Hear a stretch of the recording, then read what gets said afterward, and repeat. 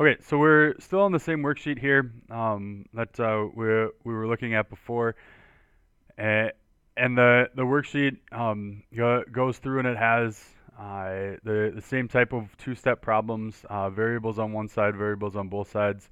We need to keep practicing these. They're one of the most important linear type equations that we will be using.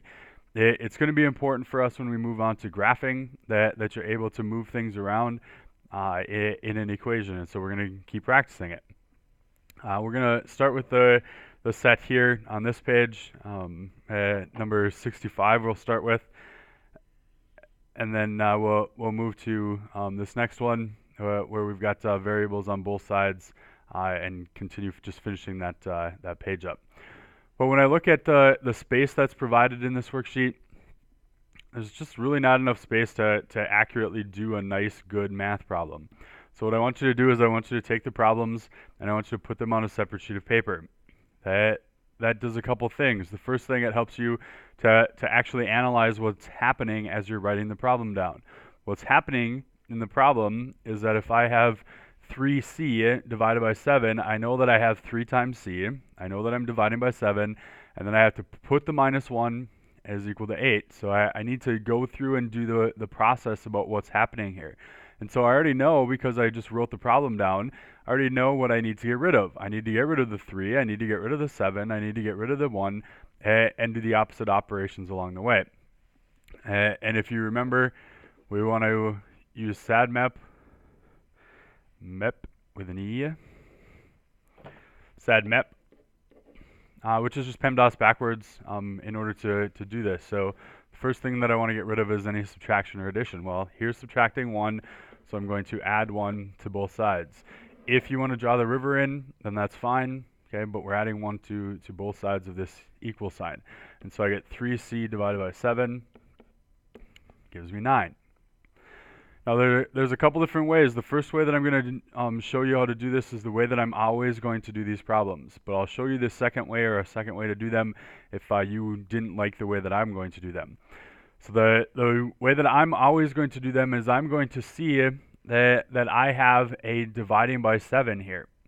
And so I'm going to get rid of the dividing by 7. So I'm going to actually go in SADMAP here and go straight down the line. I'm going to get rid of any dividing because I don't like these fractions. I get rid of dividing by multiplying, and I'm going to multiply by whatever that denominator is. So the 7s are going to go away, and I get 3c equals 9 times 7 is 63. Now I made the number bigger on the right hand side, and there is a faster way to this, and I'll show you the faster way, but I think this one follows more logically. I'm getting rid of dividing, then I have 3 times c, so I have to get rid of the multiplying by dividing. So I get c is equal to 63 divided by 3. It gives me c is 21. So I jump down to number 74. I have really kind of the same exact problem. It's a nice friendly equation. I have a few things along the way that I need to get rid of, like the 5, the 4, the 7, and all the minus dividing stuff in there as well. And so I want to go ahead and do the get rid of the number that's in front. So 5 minus 5 cancels out. I get negative 4c divided by 7. 8 minus 5 is 3. So you could go and you could multiply by 7 and then in the next step divide by 4. But you also could do both of those things in one step. I can multiply by 7 and divide by negative 4 all at the same time. And so if I do that over here, I multiply by 7 and divide by negative 4 on this side. And so all of this cancels because I did the opposite operations. I did the multiplying by 7 and I did the dividing by 4 all at one time. And there's nothing wrong with that. So on the right hand side, I want to make this a fraction so that I can multiply across the tops. I've got 7 times 3 is 21, and 1 times negative 4 is negative 4. I have 21 divided by negative 4. I do not want you to turn that into a decimal if it does not come out to be a nice number. Okay? It comes out to be a nice decimal, but it doesn't come out to be a whole number. So I'm going to leave it as the fraction. The fraction is okay. Don't worry about having fractions. There's nothing wrong with a fraction as an answer. So 21 divided by negative 4. I would, if I divided it out on a calculator, I would get negative 5.25. And there's nothing wrong with that decimal either. But we need more work with fractions, so we're going to leave it as a fraction. 77, I've moved away a little bit from the fraction part. I've got some y's that are on the same side of the equal sign. If I draw the river in, they're on the same side. So I'm just going to do 5y plus 2y is 7y. Now I have a nice friendly equation. 7y plus 9 is equal to 23. I do SADMAP, subtract 9 from both sides. 7y equals 23 minus 9 is 14. Divide by 7, and I get a nice y is equal to 2. Well, one more from that side, that set. I've got an 11z minus 7z, and they're both on the same side. So when they're on the same side, I do the same operation. So I do 11z minus 7z. Whoa, where's my eraser? 11z minus 7z is 4z, and then minus 3 is equal to 9. Nice friendly equation, add 3 to both sides of this equal sign. I get 4z equals 12, divide by 4, and z is a nice 3. Now we'll move to the second sheet where we've got variables on both sides.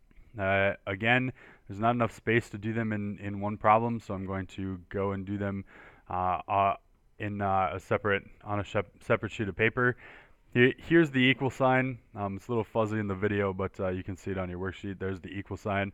I've got x's on both sides of this, so I don't want to just combine them. It's not 15x plus 4x. They're on opposite sides. I need to use opposite operations. Opposite sides, opposite operations. Opposite sides, opposite operations. So I'm going to take away the smaller of the two. So I'm going to subtract 4x from both sides. By doing that, I just keep the numbers with that variable a positive as I can. So 15 minus 4 is 11x minus 2. Don't lose the negative with the 13.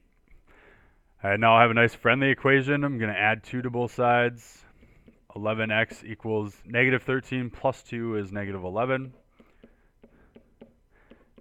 And x gives me a nice negative 1. And then the last one we're going to look at here for variables on both sides, we've got the river here. I've got 2m and negative 6m. The smaller of those is the negative 6m. So I'm going to add 6m. I'm going to take away the negative 6. So take away a negative 6 is like adding. So I'm going to add 6m to both sides. That gives me 8m minus 1 equals 5. Nice friendly equation. Add 1 to both sides. 8m is equal to 6. Divide by 8. M is equal to 6/8. I don't want to leave it as 6/8. The fraction part is fine, but the fact that it can be reduced, I want to actually reduce it. So 2 goes into both of those to give me m equals 3/4. I don't want the 0.75. We don't need so much work on our decimals. We do a nice job with decimals. What we don't do a good job with it is the fraction, so leave it as a fraction. Here's 114. Now I've got a distributive property problem in here. So I've covered all of my bases. I've got a nice friendly equation. We threw some fractions in there just to mix it up a little bit. Variables on the same side, variables on both sides. And now this distributive property problem. So I've got 9n minus 6n, negative 3 times 2n, and negative 3 times negative 1 is plus 3, is equal to 15. Now I can start doing some solving. I've got variables on the same side again, same side, same operations. 9n minus 6n is 3n. Nice friendly equation. Subtract 3 from both sides. 3n is equal to 12. Divide by 3. And n gives me 4. Okay. So I can check all of these. The directions say solve and check. You can check all of these. If I were to check this, I'd be taking the 4 and plugging it back in.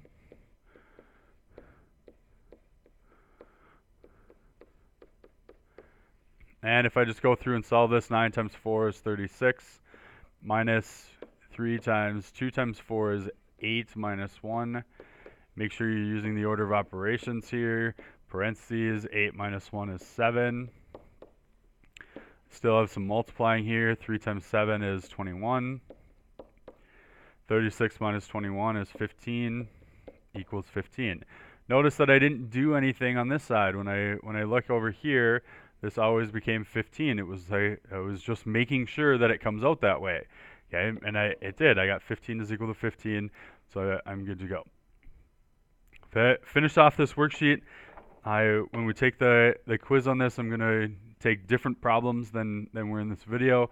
So make sure that you're understanding all the problems on this sheet or are able to do them in a quick manner.